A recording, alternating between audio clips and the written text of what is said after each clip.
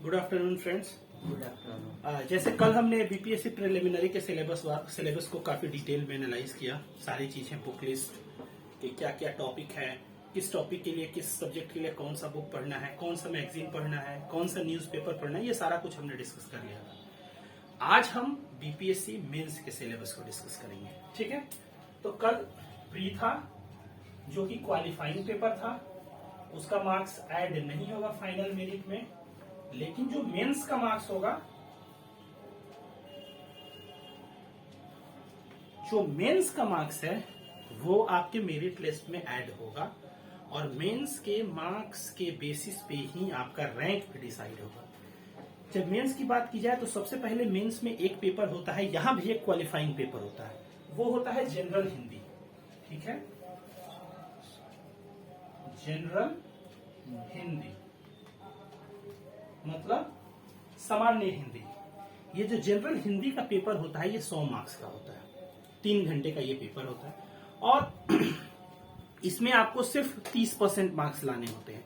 कहने का मतलब है कि 100 में अगर 30 मार्क्स आप लाते हैं तो आप ये पेपर को क्वालिफाई कर जाइएगा और जब ये पेपर क्वालिफाई कीजिएगा तभी आपका दूसरे पेपर का मार्क्स पब्लिश होगा या ऐड होगा।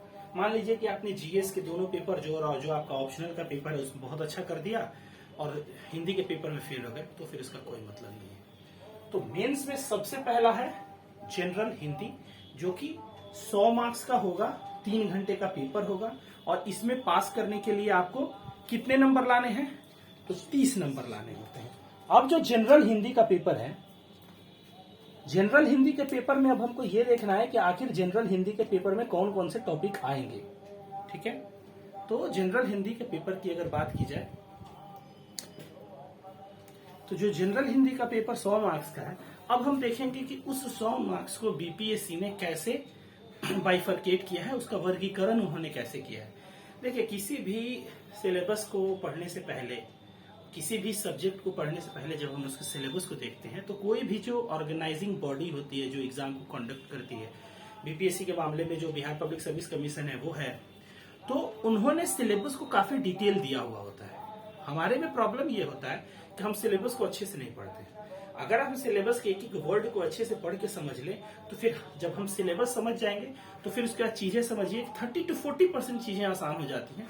तब हमारा जो पढ़ने का और जो सजेस्टेड रीडिंग और जो बुक लिस्ट का दायरा है वो काफी सिमट जाता है और फिर उसको हम बार बार पढ़ते हैं, आंसर राइटिंग करते हैं, चीजों को कनेक्ट करते हैं, तो फिर इजिली हमारा रिजल्ट भी आ जाता है। तो जनरल हिंदी जो 100 मार्क्स का है उसमें 30 नंबर का निबंध होगा, 30 नंबर का निबंध, ठीक है।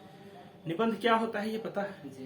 टॉपिक दिया हुआ होता है और उसके ऊपर आपको लिखना है। जैसे कि मान लीजिए कि अभी वर्तमान संदर्भ में ये देख रहा है कि वैश्वीकरण का अर्थव्यवस्था पर प्रभाव। तो वैश्वीकरण का मतलब हो गया कि विश्व का एकीकरण। 1991 में जब उदारवादी एलपीजी प्लान इंट्रोड्यूस किया गया था, लिबरलाइजेशन, प्राइवेटाइजेशन, ग्लोबलाइजेशन, उदारवाद, निजीकरण, उदारीकरण, निजीकरण और वैश्वीकरण। तो वैश्वीकरण मतलब विश्व का एकीकरण, पूरा विश्व एक है। कहने का मतलब यह है कि जो चीज हमारे पास नहीं है वो हम किसी और देश से ले आएंगे, जो चीज उनके पास नहीं है हम उनको भेजेंगे। तो ये पूरा दुनिया एक दूसरे से जुड़ा हुआ है और इसका बहुत अच्छा एग्जाम्पल अभी आप रिसेंट देख रहे हो कि रूस यूक्रेन के युद्ध के कारण दुनिया में खाद्यान्न संकट कैसे उत्पन्न हो गया, गेहूं की कमी हो गई, कैसे अगर अरब देश में कोई प्रॉब्लम हो जाए तो पेट्रोलियम प्रोडक्ट के दाम कैसे ऑटोमेटिक बढ़ जाएंगे, ठीक है। तो ये सारी चीजें हैं। तो निबंध में कोई एक टॉपिक दिया होगा, हमको उस पर लिखना है। जैसे वैश्वीकरण का भारतीय अर्थव्यवस्था पर प्रभाव, या मान लीजिए कि बिहार का एग्जाम है तो कहीं उन्होंने देखे बिहार की ऊर्जा संकट को दूर करने के लिए नवीकरणीय ऊर्जा के बारे में लिखें, या कोई नैतिक आधारित क्वेश्चन दे दे कि जैसे कि मान लीजिए कि मन के हारे हार हैं और मन के जीते जीत हैं। तो ये निबंध का जो अभ्यास है, ये निबंध का अभ्यास आप एक दिन में नहीं कर सकते कि हाँ जी आज हम गए और जाके हमने लिख दिया। और इसकी कोई बुक भी नहीं है, मार्केट में बहुत सारी बुक हैं, 250 निबंध, 500 निबंध, लेकिन निबंध रट के नहीं लिखा जा सकता जब तक कि आप चीजों को नहीं समझते हैं। तो निबंध का अलग से प्रैक्टिस करने की जरूरत नहीं है। जो हम जीएस पढ़ेंगे, जो हम एनसीईआरटी पढ़ेंगे, जो हम न्यूज़पेपर पढ़ेंगे, उसी से निबंध का टॉपिक निकल के आएगा, ठीक है। तो इसके लिए घबराने की जरूरत नहीं है। ये 30 मार्क्स का है और 30 मार्क्स में आराम से, चूंकि ये हिंदी निबंध है तो आराम से 20 नंबर 17 से लेकर 20 नंबर अगर आता है तो बहुत है, आपको पास करने के लिए सिर्फ 30 नंबर चाहिए। ठीक है, नेक्स्ट जो टॉपिक है वो है हिंदी व्याकरण, ये भी 30 नंबर का है। तो व्याकरण क्या है, ये जो व्याकरण है मुझे लगता है कि ये 12वीं लेवल तक का होगा, 12th क्लास तक का होगा।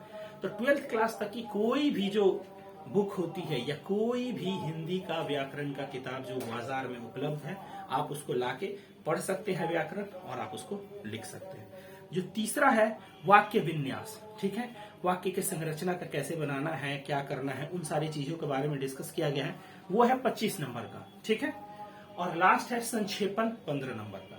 संक्षेपण का मतलब कि एक पैराग्राफ दिया होगा बड़ा सा, उसको छोटा करके आपको उसके सुटेबल हेडिंग देना और उसको लिख देना। तो संक्षेपण का तो एक बहुत अच्छा ट्रिक है कि जितने भी शब्द दिए होते हैं, शब्द को पूरा काउंट करो, 3 से डिवाइड कर दो, और जितने शब्द हुए, अब सपोज कि मान लीजिए 120 शब्द का कोई पैराग्राफ दिया हो, तो 3 से डिवाइड करोगे तो 40 होगा। इसका मतलब है कि संक्षेपण के बाद जो आपका शब्द होगा वो 40 +-2 या तो 38 हो या फिर 42 हो, इसी के आसपास होगा। तो यही है आपका हिंदी का सिलेबस, छोटा सा, सटीक, लेकिन ये बहुत ही इंपॉर्टेंट है, क्योंकि अगर इसमें फेल कर गए तो फिर तो कोई मतलब ही नहीं है। ठीक है, तो निबंध का 30 नंबर, व्याकरण का 30 नंबर, वाक्य विन्यास का 25 नंबर और संक्षेपण का 15 नंबर, ये पूरा हो गया आपका हिंदी का सिलेबस। इसमें कहीं कोई दिक्कत है नहीं? तो सामान्य अध्ययन क्लियर। अब मेंस का जो दूसरा पार्ट है वो है जनरल स्टडीज, सामान्य अध्ययन। इसके 2 पेपर होते हैं। ठीक है, ये जो जीएस के पेपर होते हैं, इसके 2 पेपर होते हैं, जीएस पेपर 1, ठीक है, और जीएस पेपर 2। अब हम बारी बारी से ये देखेंगे कि जीएस पेपर 1 और जीएस पेपर 2 में हमको क्या पढ़ना है। जैसे मैंने पहले प्री के सिलेबस के बारे में आपको बताया, बीपीएससी प्रिलिमिनरी के सिलेबस के बारे में आपको बताया, और जब आप ये देखोगे कि हाँ मेंस का सिलेबस, तो आप इजीली दोनों चीजों को कनेक्ट करना शुरू कर दोगे। जो बच्चे बोलते हैं ना कि चलो भाई पहले प्री पढ़ते हैं फिर मेंस पढ़ते हैं, या पहले मेंस पढ़ते हैं फिर प्री पढ़ते हैं, मैं ये बोलूंगा कि दोनों चीजें साथ साथ लेके चलो, क्योंकि बहुत सारे टॉपिक जो है वो दोनों जगह है, बहुत सारे का लगभग सारे टॉपिक दोनों जगह है, बस वहां ऑब्जेक्टिव है, यहाँ सब्जेक्टिव है।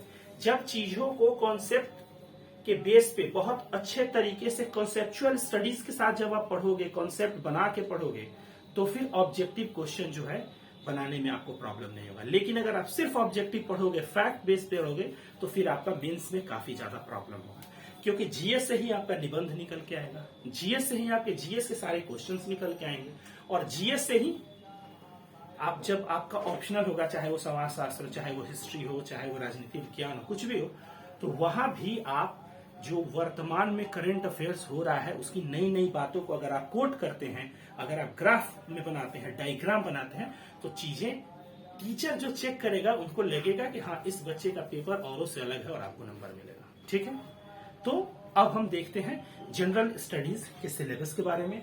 तो मेंस में जीएस के 2 पेपर, पेपर 1, पेपर 2। अब जो पेपर 1 है, पेपर 1 का जो पहला टॉपिक है वो है भारत का आधुनिक इतिहास और भारतीय संस्कृति। ठीक, यही टॉपिक की अगर बात की जाए तो आप अगर देखो तो क्या ये टॉपिक प्री में नहीं था? ठीक, प्री में भी भारत के इतिहास के बारे में पढ़ना था, लेकिन प्री में प्राचीन इतिहास भी पढ़ना था, मध्यकालीन इतिहास भी पढ़ना था, आधुनिक इतिहास भी पढ़ना था।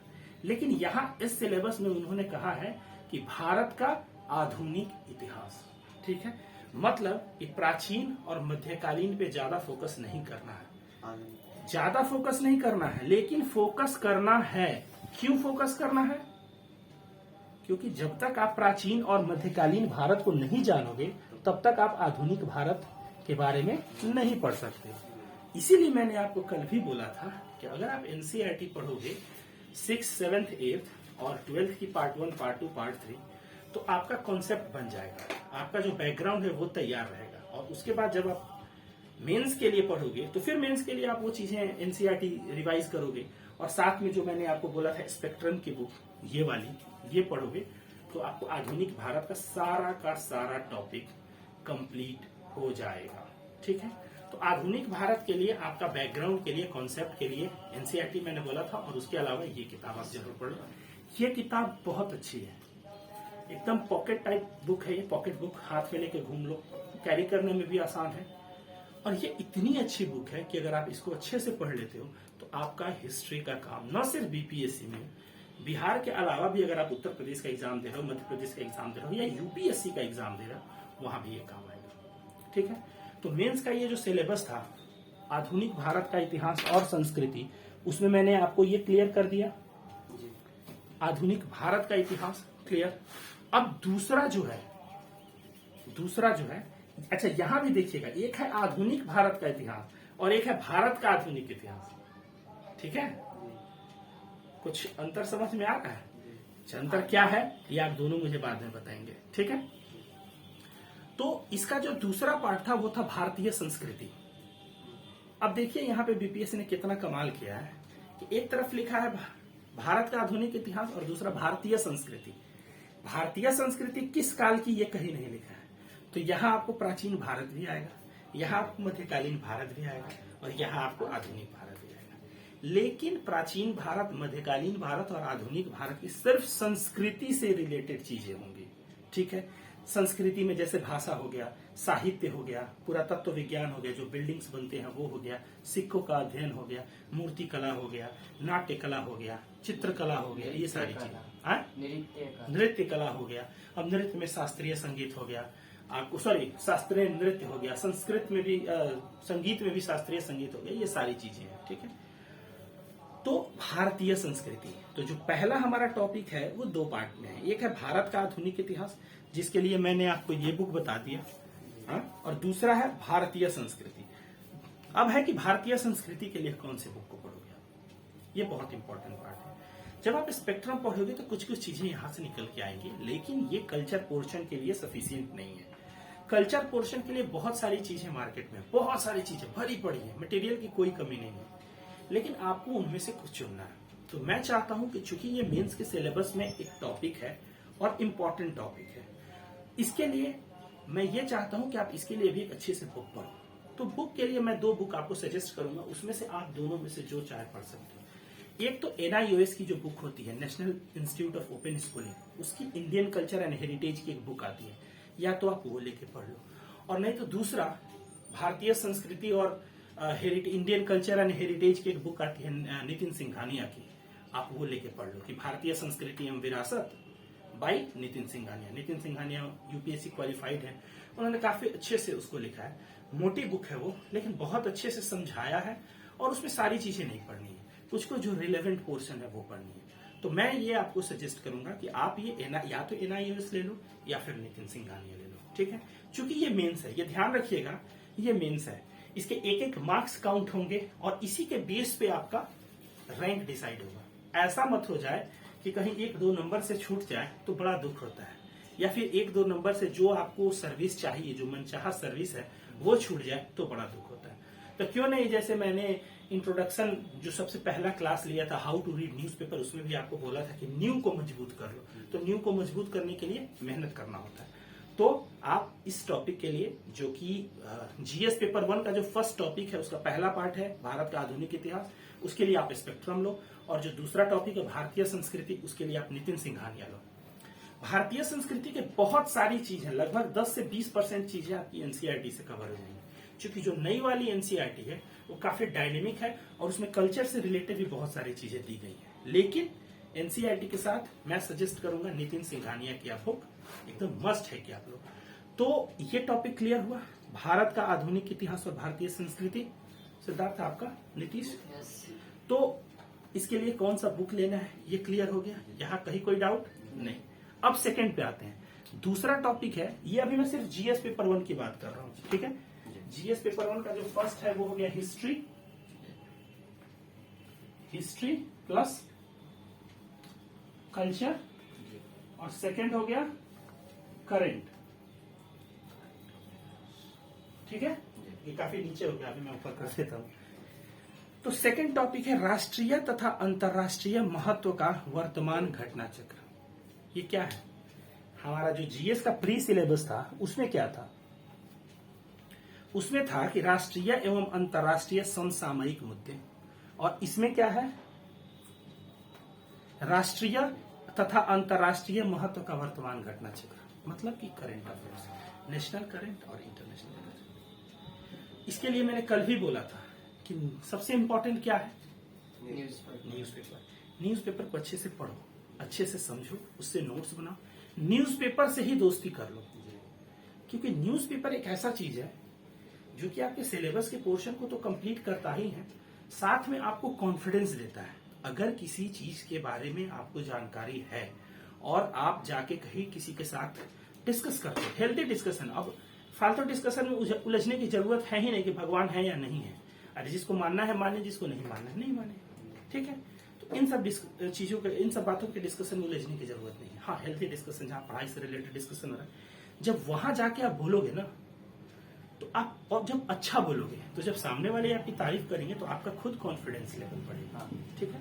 तब आपको लगेगा कि नहीं, मैं भी कुछ हूँ, और वो जो डाउन होना और जो डिप्रेशन होने वाली बात होती है ना, वो धीरे धीरे धीरे धीरे खत्म हो जाती है। तो न्यूज़पेपर से दोस्ती करो।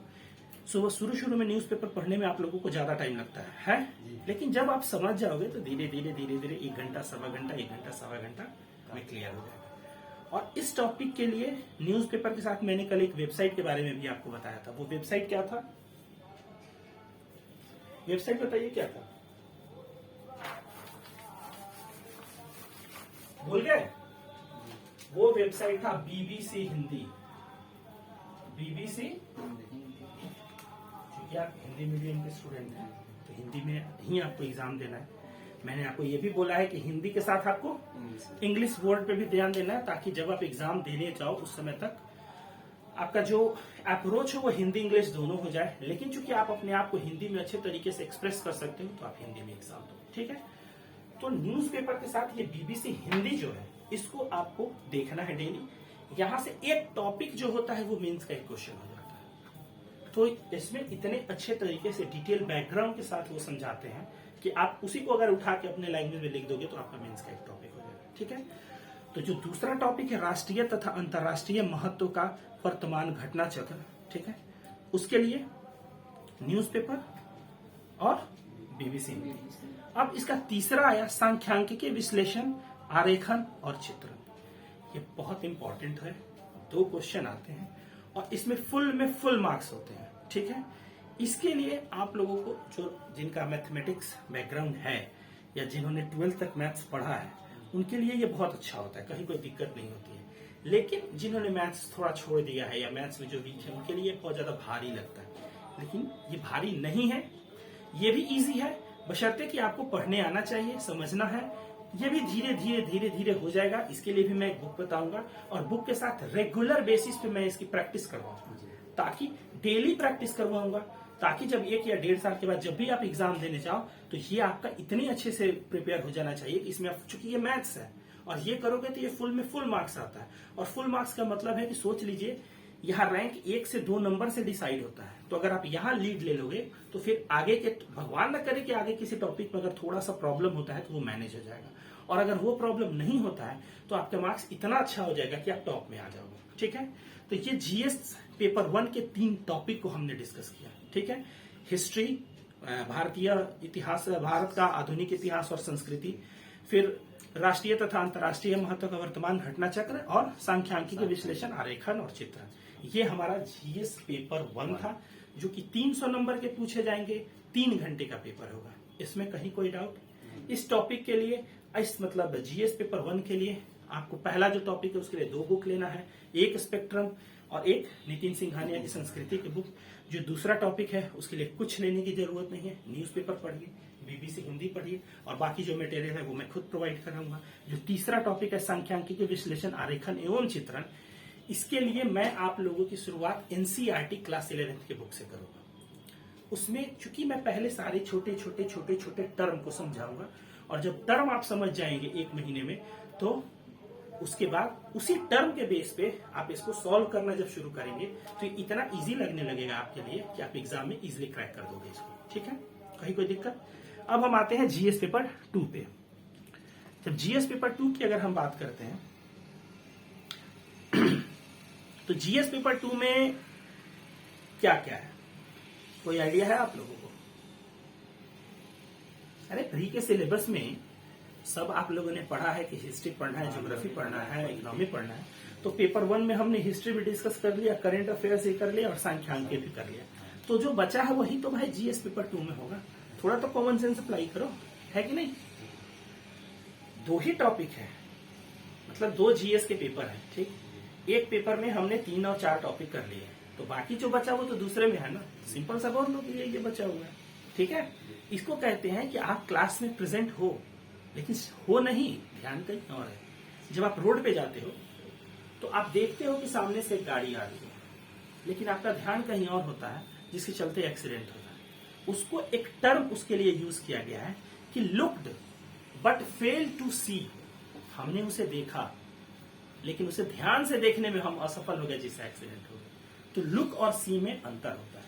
लुक ऐसे देख लिए, चलो ठीक है, और सी मतलब ध्यान से देखा, और देखने के बाद उसको देखने के बाद जो हमें एक्शन लेना है, हमने वो एक्शन लिया। अब ट्रेन आ रहा है, हम सामने चले जा रहे हैं, क्या होगा भाई, ट्रेन मार देगा, मर जाएंगे। ये हो गया लुक, हमने ट्रेन को देख लिया, बट फेल टू सी, हम उसे ध्यान से नहीं देख पाए। अब ट्रेन आ रहा है, हमने देखा, और देख के हम रेलवे पटरी से दूर चले गए, बच गए। तो ये होता है, ठीक है। तो जो जीएस पेपर 2 है उसका फर्स्ट टॉपिक है भारतीय राज व्यवस्था, मतलब इंडियन पॉलिटी। इसके लिए मैंने क्या बताया था आप लोगों को, जोर से बोलिए भाई आप लोग। 9 क्लास लगा 12 तक क्या पॉलिटी नहीं 6 से 12 तक पॉलिटी। इसके लिए मैंने आपको सबसे इंपॉर्टेंट बुक बताया था लक्ष्मीकांत। हाँ। लक्ष्मीकांत की जब आप बुक पढ़ोगे तो वो काफी अच्छी बुक है। उसमें सारे टर्म जो आते हैं, जो छोटे छोटे टर्म होते हैं, वो सारे टर्म कंप्लीट हो जाएगा। उसके अलावा मैंने ये बुक आप लोगों को बताया था, भारत का संविधान सिद्धांत और व्यवहार, क्लास 11 की ये इंडियन पॉलिटी की बुक है। ये 2 बुक पढ़ लो। देखो इंडियन पॉलिटी के लिए आपको एनसीईआरटी की जरूरत नहीं है ज्यादा, ठीक है। फिर भी अगर आप चाहो कि अगर आपका पॉलिटी में बिल्कुल बेस नहीं है, बिल्कुल उतना स्ट्रांग नहीं है, नॉलेज नहीं है, तो आप एनसीईआरटी से शुरुआत कर सकते हो, क्योंकि एनसीईआरटी को पढ़ने में ज्यादा टाइम नहीं लगेगा, और उसको पढ़ लोगे तब आप लक्ष्मीकांत की बुक पढ़ोगे तो और अच्छे से कोरिलेट कर पाओगे। तो इसमें भी आप एनसीईआरटी पढ़ लो और साथ में लक्ष्मीकांत पढ़ लो, ठीक है। और जब ये पढ़ोगे ना, इंडियन कॉन्स्टिट्यूशन जो है, इंडियन पॉलिटी में इंडियन कॉन्स्टिट्यूशन जो है, उसमें 395 आर्टिकल है, 22 पार्ट है और 12 अनुसूची है, मतलब 395 अनुच्छेद, 22 भाग और 12 अनुसूची। तो किस अनुच्छेद के साथ पढ़ना है, ये मैं आपको क्लास में बताऊंगा। होगा क्या कि राष्ट्रपति के बारे में पढ़ोगे और हूबहू वही राज्यपाल के बारे में भी पढ़ना है, थोड़े बहुत परिवर्तन के साथ। पंचायती राज सिस्टम का अनुच्छेद पढ़ोगे, हूबहू वही पढ़ना है नगर पालिका के बारे में। तो याद आप एक करोगे, लेकिन इसे याद करके अगर अच्छे से समझ लोगे तो दूसरा ऑटोमेटिक आपको याद हो जाएगा। तो किस टॉपिक को किसके साथ कनेक्ट करके पढ़ना है, ये मैं आपको क्लास में बताऊंगा, ठीक है। जीएस पेपर 2 का अब देखिए, ये हमारा हो गया। अब मेंस का ये जीएस पेपर 1 तो हमने कर लिया जी। अब हम जीएस पेपर 2 में हैं। 2 में है जीएस पेपर 2। पेपर 2 इसका पहला हमने डिस्कस किया इंडियन पॉलिटी, ठीक है जी। अब दूसरा देखते हैं क्या है, बताइए क्या बचा इंडियन पॉलिटी के बाद। जियोग्राफी। चलिए ठीक है, ज्योग्राफी ले लेते हैं। इंडियन जियोग्राफी, ठीक है, ज्योग्राफी। अब जो ज्योग्राफी हुआ वो कौन सा ज्योग्राफी है, यहां लिखा है भारत का भूगोल। यहां विश्व के भूगोल के बारे में चर्चा नहीं की गई। प्री में विश्व के भूगोल से भी क्वेश्चन आता है, तो भारत का भूगोल के बारे में पढ़ना है। तो मैंने आपको क्या बताया, 6 से लेकर 12 तक क्या ज्योग्राफी एनसीईआरटी। आप बताइए, मुझे नहीं सुनाई दे रहा, थोड़ा जोर से बोलिए। एनसीईआरटी बुक 6 से लेकर 12 तक ज्योग्राफी। 6 से लेकर 12 तक की जो एनसीईआरटी बुक है उसको अच्छे से पढ़ के समझ लोगे। रिसेंट अपडेट जो भी हो रहा है, क्योंकि बुक तो पहले पब्लिश हो चुका है, तो जो चीजें चेंज हो रही हैं, जो डेटा चेंज हो रहे हैं, जो कुछ पॉलिसीज चेंज हो रही हैं, उसको अगर अपडेट करोगे तो वो आपका एनसीईआरटी से अच्छा सोर्स कुछ भी नहीं है। जैसे कि पुरानी एनसीईआरटी पढ़ोगे तो उसमें होगा कि जम्मू कश्मीर एक राज्य है, लेकिन जम्मू कश्मीर अब राज्य नहीं है। जम्मू कश्मीर पुनर्गठन अधिनियम 2019 के तहत जम्मू कश्मीर राज्य से राज्य का दर्जा खत्म कर लिया गया और उसे 2 केंद्र शासित प्रदेश में बांट लिया गया, एक जम्मू कश्मीर और एक लद्दाख। जम्मू कश्मीर की राजधानी श्रीनगर, लद्दाख की राजधानी लेह, ठीक है। तो ऐसे जो चीजें हैं उनको अपडेट करते चले जाओगे। तो इंडियन ज्योग्राफी के लिए आपको एनसीईआरटी 6 से 12 के अलावा मेंस के लिए या प्री के लिए इससे ज्यादा पढ़ने की कोई जरूरत नहीं है। साथ में पेपर इसलिए क्योंकि अब ज्योग्राफी में तो बहुत सारा टॉपिक है। अब कोई टॉपिक क्यों है भाई, अगर तो टॉपिक है तो उससे रिलेटेड ये क्वेश्चन क्यों पूछते हैं। तो कहीं ना कहीं जो क्वेश्चन पूछे जाते हैं, चाहे वो प्री हो चाहे वो मेंस हो, तो अगर आप उस पर ध्यान दोगे तो उसमें ये होता है कि ये इसलिए पूछे गए हैं कि कहीं ना कहीं पिछले 1 साल से 12 महीने या 15 महीने में ये न्यूज में थे और उसी के आधार पर ये क्वेश्चन पूछा गया।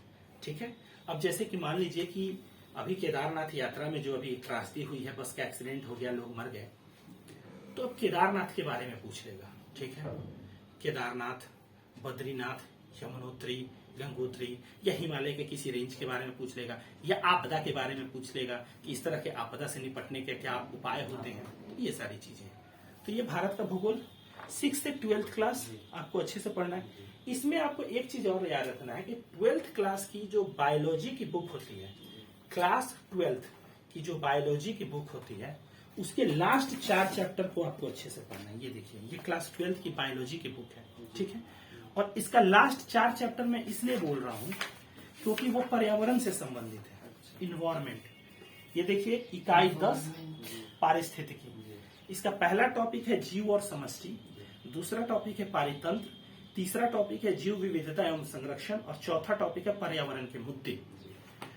तो 6 से 12th ज्योग्राफी के बुक के अलावा ये बायोलॉजी की जो साइंस की बुक है, इसके लास्ट 4 चैप्टर आपको मस्ट है पढ़ना। इसको मैं क्लास में तो करवाऊंगा ही, लेकिन आपको खुद से एफर्ट लेना है। ठीक है, तो हमारा ज्योग्राफी का काम कंप्लीट। इसके साथ एनसीईआरटी हो गया, सब कुछ हो गया। आपको एटलस एक रखना है। हाँ। क्यों?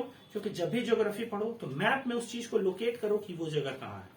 अगर बंगाल की खाड़ी की बात हो रही है तो वो बंगाल की खाड़ी कहाँ है, गंगा नदी की बात हो रही है तो गंगा नदी किस राज्य से गुजरती है, नर्मदा नदी की बात हो रही है, कावेरी नदी की बात हो रही है तो कहाँ से गुजरती है, कौन सा राज्य किस राज्य के साथ सीमा बनाता है। ठीक है, और चूंकि हम बिहार में रहते हैं तो हमें ये भी देखना है कि कौन सा जिला किस जिले के साथ संबंध बनाता है। ठीक है, कौन सा राज्य का जो राजधानी है वो किसी नदी के किनारे स्थित है, किस राज्य में ज्यादा नदी है, कौन कौन से राज्य समुद्र के किनारे हैं, कौन से ऐसे राज्य हैं जो भू अवरुद्ध है, लैंड लॉक्ड है, जो ना ही समुद्र के किनारे है और ना ही कोई अंतर्राष्ट्रीय सीमा बनाते हैं, इस टाइप से। तो भारत का भूगोल क्लियर हुआ। इसके लिए क्या पढ़ना है? एटलस, सिर्फ एटलस नहीं ज्योग्राफी। भारत के भूगोल के लिए क्लास 6 से क्लास 12 तक की एनसीईआरटी की ज्योग्राफी की बुक पढ़नी है, प्लस क्लास 12 की जो बायोलॉजी की बुक है उसके लास्ट 4 चैप्टर पढ़ने हैं, और उसके अलावा आपको एटलस लेना है। ये क्लियर? अब इसके बाद जो टॉपिक है वो है भारतीय अर्थव्यवस्था। ठीक है, इंडियन पॉलिटी।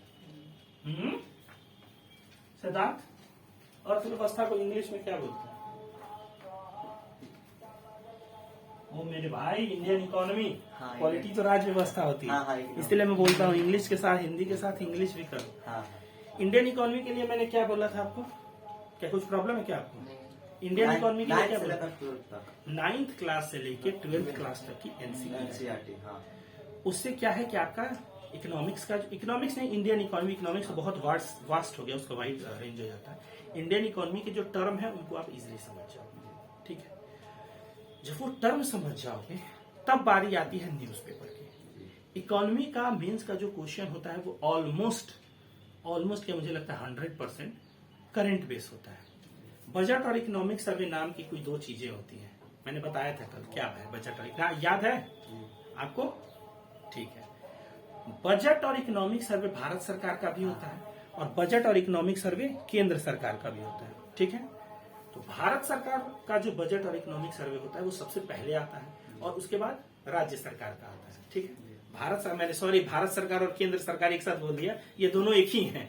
तो केंद्र सरकार का पहले आता है और राज्य सरकार का बाद में आता है। तो हम बजट और इकोनॉमिक सर्वे को बहुत डिटेल से पढ़ेंगे। क्यों? क्योंकि वहीं से कोई अगर नई योजना सरकार ने शुरू की है, चाहे वो केंद्र सरकार या फिर राज्य सरकार, तो उस योजना के बारे में पढ़ेंगे। किसी योजना को बंद कर दिया गया है तो इस योजना को क्यों बंद किया गया है, पिछले वर्ष में और इस वर्ष में किसी मंत्रालय का कोई तुलनात्मक अध्ययन दिया गया है उसके बारे में पढ़ेंगे, और इकोनॉमिक्स जो इंडियन इकोनॉमी से, बैंकिंग सेक्टर से रिलेटेड जो चीजें उसके बारे में पढ़ेंगे। जैसे अभी हाल ही में जो नई सरकार बनी है एनडीए पार्ट 2, उसमें एक मंत्रालय का गठन किया गया, सहकारिता मंत्रालय, और हमारे जो गृह मंत्री हैं ऑनरेबल अमित शाह जी, वही सहकारिता मंत्री भी हैं। तो सहकारिता मतलब कोऑपरेटिव। ठीक है, तो ये एक चीज का गठन हुआ। तो जब कोऑपरेटिव मंत्रालय का गठन हुआ, सहकारिता मंत्रालय का गठन हुआ, तो इससे ये रिलेटेड जो है ये इंपॉर्टेंट हो गया टॉपिक। अब इससे रिलेटेड जो चीजें हैं, चाहे इकोनॉमिक्स में पढ़नी है, इससे रिलेटेड चीजें पॉलिटी में भी पढ़नी है, ठीक है, तो इस टाइप से लेके चलना है। तो इंडियन इकोनॉमी के लिए, भारतीय अर्थव्यवस्था के लिए हमें न्यूज़पेपर पढ़ना ही पढ़ना है, प्लस 9 से लेके 12 तक एनसीईआरटी पढ़ना है और बजट और इकोनॉमिक सर्वे पढ़ना है। इससे क्या होगा कि हमारा इंडियन इकोनॉमी का काम कंप्लीट हो जाएगा, ठीक है।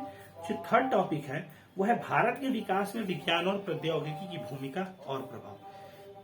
भारत के विकास में मतलब जो साइंस टेक है वो भारत से ही रिलेटेड है।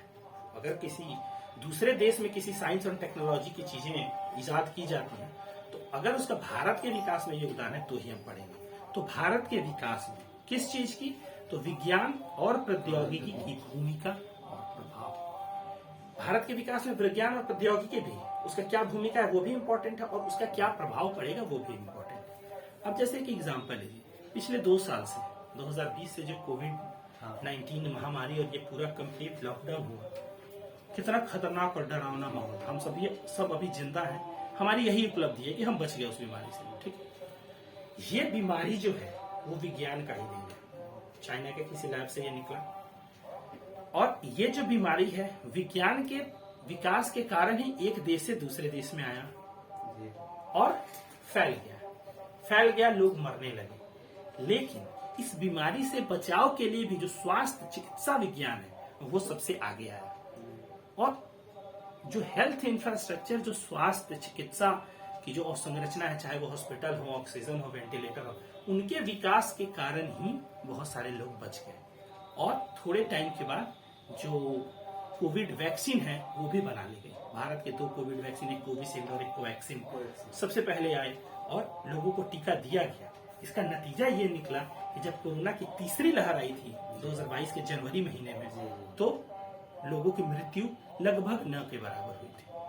तो आपने देखा कि साइंस कैसे साइकिल घुमाता है, कहीं ना कहीं साइंस परेशान भी कर रहा है और कहीं ना कहीं साइंस फायदा भी कर रहा है। लेकिन इसीलिए कहा जाता है कि बचपन में आपने कैसे भी पढ़ा होगा कि विज्ञान अभिशाप है या वरदान है, साइंस इज बून और कर्स, ठीक। लेकिन यहाँ क्या देखना है कि भारत के विकास में विज्ञान और प्रौद्योगिकी की भूमिका और प्रभाव, तो यहाँ साइंस का सकारात्मक पक्ष देखना है। तो हमें ये देखना है कि हाँ, कोविड-19 जो महामारी फैली उसमें विज्ञान ने कैसे योगदान दिया मानवता के अस्तित्व को बचाने के लिए। नहीं तो जब लोग ही नहीं बचेंगे तो फिर बचेगा क्या, ठीक है।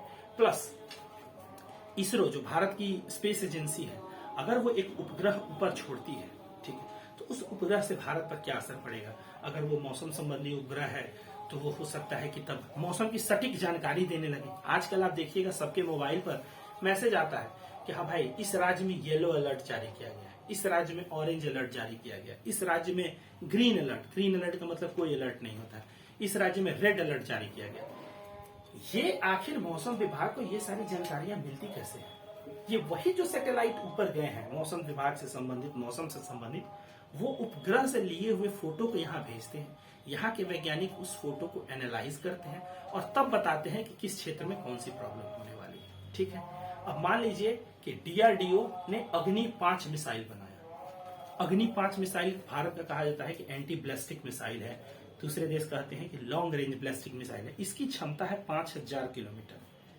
तो भारत ने इसे अपनी सुरक्षा के लिए बनाया है। तो ये भारत के अस्तित्व को बचाने के लिए, जब चारों तरफ दुनिया में अगर माहौल खराब हो रहा हो तो हमें भी सुरक्षित रहने की जरूरत है कि अगर कोई हम पर हमला करे हम उसे कैसे बचें, ठीक है। हम कभी पहले, भारत ने आज तक कभी भी दूसरे देश पे पहले हमला नहीं किया है, और भारत की जो नीति है, भारत सरकार की जो नीति है वो ये है कि हम किसी और पे हमला नहीं करेंगे, लेकिन हमारे ऊपर अगर किसी ने हमला किया तो हम उसे छोड़ेंगे भी नहीं। तो अगर गलती से भी किसी ने हमला कर दिया तो हमें अपने बचाव के लिए भी तो जरूरी कुछ चाहिए, ठीक है। तो वो सारी चीजें हुई, प्लस बहुत सारी दवाएं हैं, ये भी विज्ञान की देन है, ठीक है। बहुत सारे पर्यावरण को बचाने के लिए यंत्र जो बने हैं वो भी विज्ञान की देन है। जनसंख्या बढ़ने, तकनीक बढ़ने से पर्यावरण प्रदूषित भी हुआ और उसे बचाने के लिए वापस फिर यही विज्ञान आगे ले जा रहा है। तो अब जैसे बिजली को देख लीजिए, कहीं ना कहीं एक तकनीक विकसित हुई जिससे सूर्य से हमने बिजली बना लिया, तो आज सोलर एनर्जी हो गया। फिर एक तकनीक विकसित हुई कि हमने हवा से बिजली बना लिया, पवन ऊर्जा हो। फिर तकनीक विकसित हुई कि नाभिकीय ऊर्जा हमने बना लिया, लेकिन वो बड़ा खतरनाक है। फिर तकनीक विकसित हुई कि अब हम हाइड्रोजन से ऊर्जा बनाएंगे। फिर हुआ कि यार हाइड्रोजन को प्राप्त करना बड़ा मुश्किल है, वो क्या करेंगे, तो हमने दिया चलो भाई ग्रीन हाइड्रोजन। तो कहा जाता है कि necessity is the mother of invention, आवश्यकता ही आविष्कार की जननी होती है। तो जैसे जैसे हमारी आवश्यकता बढ़ती गई, विज्ञान और तकनीक उसके हिसाब से अपने आप को अपग्रेड करते गए और चीजें लोगों के सामने उसका परिणाम आता गया। पहले बिजली कितना कम आता था, ठीक है, 1 घंटे रहता था। आज भारत के गांव गांव में लगभग 24 घंटे बिजली होता है। पहले एलपीजी सिलेंडर में दिक्कत होता था, आज एलपीजी सिलेंडर के साथ इंडक्शन चूल्हा भी है, बिजली से खाना बनाई, सोलर कुकर अपग्रेड वर्जन में अच्छे आ चुके हैं। तो ये सारी चीजें हैं, ठीक है। तो अब ये जो टॉपिक है कि भारत के विकास में विज्ञान और प्रौद्योगिकी की भूमिका, तो इसमें ये देखना है कि राज्य व्यवस्था पर भूमिका, अर्थव्यवस्था पर भूमिका, संस्कृति पे भूमिका, मानवता पे भूमिका, पर्यावरण पे भूमिका, ये सारी चीजें देखनी है, ठीक है। इसके लिए आपको किसी बुक पढ़ने की जरूरत नहीं है, मैं नहीं सजेस्ट करूंगा कोई भी बुक। आप इसके लिए सिर्फ और सिर्फ न्यूज़पेपर पढ़िए, करंट अफेयर्स पढ़िए, क्योंकि इतना करने से ही ये टॉपिक क्लियर हो जाएगा, ठीक है। तो ये हमने जीएस पेपर 3 के बारे में पढ़ लिया, सॉरी जीएस पेपर 2 का तीसरा टॉपिक पढ़ लिया। तो जीएस पेपर 1 हमने पढ़ा, 300 मार्क्स का था, जीएस पेपर 2 हमने पढ़ा, 300 मार्क्स का था। इसमें कहीं कोई दिक्कत? अब देखिए, जो भी हमने पढ़ा, चाहे वो जीएस पेपर 1 हो, चाहे वो जीएस पेपर 2 हो, अब जैसे भारत का आधुनिक इतिहास और भारतीय संस्कृति, ये जीएस पेपर 1 का टॉपिक है, तो हमें इसमें बिहार का आधुनिक इतिहास और बिहार की संस्कृति भी पढ़नी है, ठीक है। अब जैसे दूसरा टॉपिक है राष्ट्रीय तथा अंतर्राष्ट्रीय महत्व का वर्तमान घटना चक्र, तो हमें इसमें बिहार का वर्तमान घटना चक्र भी पढ़ना है।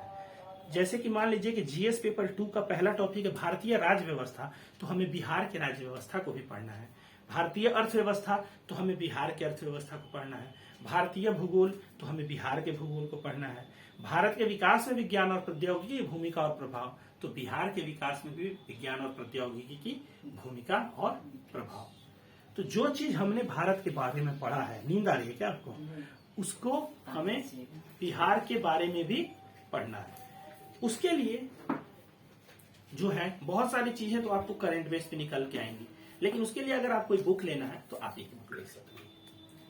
कल जो मैंने 2 बुक दिखाया था, एक ग्रीन वाला एक रेड वाला, केबीसी नैनो का। तो जो ग्रीन वाला बुक है, ये जो ग्रीन वाला बुक है, ये प्री के लिए है और ये जो है मेंस के लिए है, ठीक है। जैसे भारतीय संस्कृति एक टॉपिक था ना, वैसे बिहार की संस्कृति में जनरली एक पाल कला से संबंधित क्वेश्चन होता है, एक मौर्य कला से संबंधित क्वेश्चन होता है, एक पटना कलमकारी होता है, मधुबनी पेंटिंग होता है। तो ये सारी चीजें जो हैं वो आप इस बुक से बहुत ही अच्छे तरीके से पढ़ सकते हैं। अब आधुनिक भारत का आधुनिक इतिहास पढ़िएगा तो 1857 के आसपास जो है 1850s में, 50 के दशक में बिरसा मुंडा आंदोलन भी पढ़ना होगा, संथाल आंदोलन भी पढ़ना होगा। उसके बाद भारतीय राष्ट्रीय आंदोलन में बिहार की भूमिका, राजेंद्र प्रसाद, ठीक है, और भी बहुत सारे लोग थे। महात्मा गांधी यहाँ आए तो यहाँ से उन्होंने सत्याग्रह की शुरुआत की है। जवाहरलाल नेहरू बिहार से नहीं थे, यहाँ की बिहार की भूमिका, लेकिन बिहार से उनका बहुत गहरा लगाव था। आचार्य कृपलानी, आपको राजकुमार शुक्ल, ऐसे जो लोग थे, उनके बारे में भी आपको बहुत ही अच्छे से पढ़ना होगा, ठीक है। तो जो जो टॉपिक हमने भारत का पढ़ा है वो सारे टॉपिक जो है बिहार के बारे में पढ़ना होगा। हिस्ट्री में देखिएगा, बीपीएससी में एक और टॉपिक है कि भारतीय संस्कृति के अंतर्गत लगभग 19वीं शताब्दी के मध्य भाग से लेकर देश की इतिहास की रूपरेखा के साथ 19वीं शताब्दी के, ध्यान से सुनिएगा, 19वीं शताब्दी के मध्य भाग से लेकर, 19वीं शताब्दी मतलब 19वीं शताब्दी का मध्य भाग मतलब 1850 के आसपास, तो 19वीं शताब्दी के मध्य भाग से लेकर देश के इतिहास की रूपरेखा के साथ गांधी, रविंद्रनाथ टैगोर और नेहरू से संबंधित प्रश्न भी पूछे जाएंगे। 1850 के बाद गांधी जी का जन्म 1869 में हुआ था, 1893 में अफ्रीका गए, दक्षिण अफ्रीका, और 1900 कब आए थे भारत? 1915 में भारत आए थे। फिर जवाहरलाल नेहरू के बारे में पढ़ना, फिर रविंद्रनाथ टैगोर के बारे में। चूंकि इन 3 महापुरुषों का नाम अलग से दिया है, इसलिए इन 3 महापुरुषों को हम अलग से पढ़ेंगे। गांधी जी और नेहरू जी के विचार में बहुत सारी समानता थी, तो कुछ असमानता भी थी। गांधी जी और नेहरू जी और गांधी जी रविंद्रनाथ टैगोर के विचार में बहुत सारी समानता थी तो असमानता, तीनों के विचार एक दूसरे से कुछ स्तर पर समान थे तो किसी स्तर पे असमान थे। तो हम इन सारी चीजों के बारे में पढ़ेंगे। प्लस भारतीय राष्ट्रीय आंदोलन में बिहार की भूमिका के बारे में पढ़ेंगे, बिहार के लोगों का क्या योगदान था, सविनय अवज्ञा आंदोलन था उसमें बिहार की क्या भूमिका थी, असहयोग आंदोलन था तो उसमें क्या बिहार की भूमिका थी, और सत्याग्रह तो बिहार से ही शुरू हुआ है। ये सारी चीजें हम पढ़ेंगे, ठीक है। उसके बाद जब भारतीय राज्य व्यवस्था की बात आती है तो भारत का जो राज्य व्यवस्था है, फिर जैसे मैंने बताया बिहार की राज्य व्यवस्था, बिहार के विधानसभा के इतिहास के बारे में पढ़ेंगे, बिहार के जो पंचायती राज सिस्टम है उसके बारे में पढ़ेंगे, क्योंकि बिहार भारत का पहला राज्य है जिसने पंचायत में महिलाओं के लिए 50% आरक्षण दिया था। और इस बार 2021 में जो बिहार में पंचायती राज का चुनाव हुआ है वो काफी डायनेमिक तरीका से, आधुनिक तरीके से हुआ है, क्योंकि 6 पद के लिए जो चुनाव होते हैं उसमें 4 पद पर ईवीएम मशीन का प्रयोग किया गया है, ठीक है। और बहुत ही आपको बायोमेट्रिक अटेंडेंस का भी यूज किया गया है। तो जो तकनीक प्रयोग किया गया, अगर वो तकनीक आगे बहुत अच्छे तरीके से फंक्शन करने लगेगी तो ये न सिर्फ बिहार के पंचायती राज चुनाव या दूसरे राज्य के पंचायती राज चुनाव, बल्कि लोकसभा, राज्यसभा और विधानसभा के चुनाव के लिए भी काफी इंपॉर्टेंट होगा। तो ये सारा सिलेबस जो था वो मेंस का था, जीएस पेपर 1, जीएस पेपर 2, ठीक है, और जनरल हिंदी। जनरल हिंदी भी 300 नंबर का था, ठीक है, जिसमें पास होने के लिए 30 चाहिए। और जीएस पेपर 1 नहीं, जनरल हिंदी 300 नंबर का था कि 100 नंबर का था? एक चीज बताइए, इसका मतलब है आप लोग ध्यान नहीं दे रहे हैं। पर नायब अगर मैं बोलूं कि सिद्धार्थ आपका कान कौवा ले गया तो पहले आप कान को देखोगे कि कौवा को पकड़ोगे? अपने कान को गुड।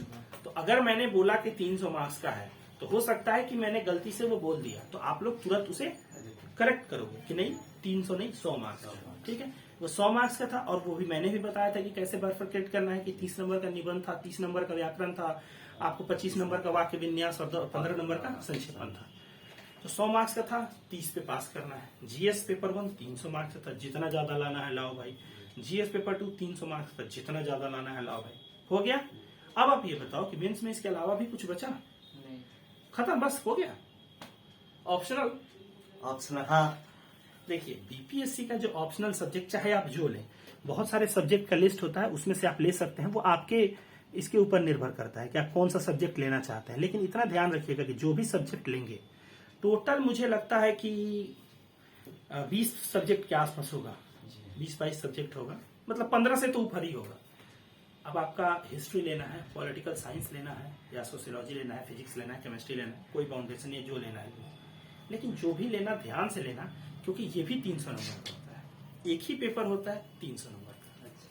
इसमें भी आप जितना ज्यादा से ज्यादा, ऑप्शनल में बहुत ज्यादा मार्क्स आते हैं, क्योंकि ऑप्शनल बच्चे वही लेते हैं जिसमें जीएस तो पेपर 1 पेपर 2 वो तो मस्ट है, वो लेना ही लेना है। कोई आप ये नहीं कि हाँ भाई मैं पेपर 1 नहीं लूंगा, मैं सिर्फ पेपर 2 पढ़ूंगा, ऐसा नहीं है, लेना है। ऑप्शनल आप अपने हिसाब से ले सकते हो। तो मैं ये आप लोगों को बिल्कुल नहीं बताऊंगा कि आप लोग कौन सा ऑप्शनल लेंगे, लेकिन हाँ इतना जरूर बताऊंगा कि उसका चुनाव कैसे करेंगे आप लोग। जैसे कि जो भी आपका ग्रेजुएशन में सब्जेक्ट होगा, या अगर आप लोगों में से किसी ने एमए किया है तो उसमें जो सब्जेक्ट होगा, उसके अलावा 2-3 सब्जेक्ट का आप लोग अच्छे से सिलेबस देखिए। सिलेबस देखने के बाद प्रीवियस ईयर में बीपीएससी से संबंधित जो मतलब उस ऑप्शनल के पेपर में जो क्वेश्चंस आए उसको देखिए, और तब देखिए कि किस सब्जेक्ट में आप लोग ज्यादा कंफर्टेबल फील कर रहे हैं, और जिस सब्जेक्ट में आप ज्यादा कंफर्टेबल फील करेंगे वही सब्जेक्ट आप ऑप्शनल के लिए लेंगे, और फिर आप ऑप्शनल की पढ़ाई शुरू करेंगे। अगर आप हिस्ट्री लेते हैं तो फिर आपको हिस्ट्री के बारे में देखना होगा, पॉलिटिकल साइंस लेते हैं तो पॉलिटिकल साइंस के बारे में देखना होगा, और जो भी सब्जेक्ट लेंगे उसमें भी, जैसे कि आप पॉलिटिकल साइंस लेते हैं तो पॉलिटिकल साइंस का जो पेपर 2 है वो डायनेमिक है, उसमें आपको करंट की जरूरत पड़ेगी, न्यूज़पेपर। सोशियोलॉजी का पेपर 2 है, उसमें भी जरूरत पड़ेगा, ठीक है। तो इसके लिए आप लोगों को खुद से डिसीजन लेना है, 2-3 सब्जेक्ट ले लेना है, सिलेबस देखना, प्रीवियस ईयर क्वेश्चन पढ़ना है, उसके बाद जाके आपका ये काम कंप्लीट होगा, ठीक है। तो हमने जीएस पेपर 1 देखा, हमने जीएस पेपर 2 देखा, हमने ऑप्शनल देखा। अब हो गया कि कुछ और बचता है, या कंप्लीट हो गया? कंप्लीट। मेरे भाई इंटरव्यू कहाँ गया है? इंटरव्यू है। जैसे मैंने हाउ टू रीड न्यूज़पेपर का बताया था, इंटरव्यू को इंटरव्यू नहीं, पर्सनालिटी डेवलपमेंट टेस्ट बोलते हैं, व्यक्तित्व विकास परीक्षण, ये 120 नंबर का होता है। इंटरव्यू में बस ये देखा जाता है कि आप अगर अधिकारी बनते हैं और जिस भी सेवा में आपकी नियुक्ति की जाएगी, क्या आप उसके लायक हैं। ऐसा तो नहीं है कि पावर आते ही आप एकदम पागल हो जाएंगे और गलत डिसीजन लेने लगेंगे, और ऐसा तो नहीं है कि जब आप वहां बैठेंगे तो आप काम ही ना कर पाए। तो ये जो बड़े बड़े स्कॉलर होते हैं, साइकोलॉजिस्ट होते हैं, अच्छे अच्छे प्रोफेसर होते हैं, जो रिटायर्ड ब्यूरोक्रेट होते हैं, वो इस इंटरव्यू बोर्ड में बैठते हैं और तब वो इंटरव्यू लेते हैं। ये 120 नंबर का इंटरव्यू होता है। वो डिपेंड करता है कौन सा कैंडिडेट कैसा है। 20 मिनट, 25 मिनट, 35 मिनट, 40 मिनट भी चलता है, और अगर कोई अच्छा नहीं है तो 5-10 मिनट में भी निकल जाता है। इसके लिए भी आपको, क्योंकि ये सारी चीजें जो आप पढ़ोगे वो तो आपके दिमाग में कहीं ना कहीं स्टोर कर रही है ना, उसके आधार पे आपको अपने व्यक्तित्व का निर्माण करना है। तब जाके आप PDT, पर्सनालिटी डेवलपमेंट टेस्ट के 120 नंबर में अगर कितना स्कोर कर पाते हैं वो मैटर करता है। ठीक है। तो इसके लिए आपको अलग से कुछ करने की जरूरत नहीं है। आपको अपने भाषा को सुधारना है, बोलने के तरीके को सुधारना है, बात करने के तरीके को सुधारना है। अगर आप बैठते हो तो बैठने का एक अच्छा तरीका होता है। ठीक है, वो सारी चीजें अगर आप ठीक करोगे तो फिर इसमें कोई प्रॉब्लम नहीं है। कॉन्फिडेंस लेवल, अगर आप 2 लोगों से बात करते हो, 3 लोगों से बात करते हो, 10 लोगों से बात करते हो, 50 लोगों से बात करते हो, कहीं कोई प्रॉब्लम नहीं है, तो यहाँ पे प्रॉब्लम नहीं है। जैसे कि आप मेरे से बात कर रहे हो, ठीक है, या 2 लोगों से बात कर रहे हो, अब अचानक से मैं आप लोगों के हाथ में माइक दे दूं और बोलूंगा कि 200 लोग सामने खड़े हैं, जरा उनको भाषण दो, तो क्या भाषण दे पाएंगे? क्यों? डर लगने लगा। लेकिन वही 500 को हटा के बोलेंगे यार आप अकेले हो, भाषण दे दो, आप वही भाषण देने लगिएगा। तो ये जो डर है इसको खत्म करना है, और ये सारी चीजें इसी के अंडर में आती है। मैं अलग से इसका एक सेशन चलाऊंगा। ये जो पर्सनालिटी डेवलपमेंट टेस्ट है, व्यक्तित्व विकास परीक्षण है, इसका अलग से मैं एक सेशन चलाऊंगा, जिसमें बच्चों को बात करने का तरीका, चलने का तरीका, बैठने का तरीका, जो नेचुरल है वो नेचुरल है। लेकिन अगर आपको किसी अच्छे सर्विस में, इतने प्रीमियम सर्विस में जाना है, ये मेंस है, BPSC का एग्जाम है, इससे आप ऑफिसर्स बनेगा, तो आपको उनके अकॉर्डिंग आपको अपने आप में बदलाव लाना पड़ेगा। ठीक है, तो ये ध्यान रखिएगा। इसका मैं एक अलग से सेशन लूंगा। तो अब हमारा BPSC के मेंस का लगभग सारा हो गया। जो क्वालिफाइंग पेपर था जनरल हिंदी वो हो गया, और GS का पेपर 1 हो गया, GS का पेपर 2 हो गया, हमारा ऑप्शनल हो गया, और हमारा इंटरव्यू हो गया। इसके अलावा तो कुछ नहीं बचा। सबसे पहले क्लास में हमने हाउ टू रीड न्यूज़पेपर पढ़ा था। दूसरे क्लास में हमने पढ़ा BPSC प्री के सिलेबस को एनालाइज किया। आज तीसरा क्लास था जिसमें हमने मेंस के सिलेबस को एनालाइज किया। सारा कंप्लीट हो गया, कहीं कोई दिक्कत नहीं, चीजें समझ आई? ठीक है, थैंक यू।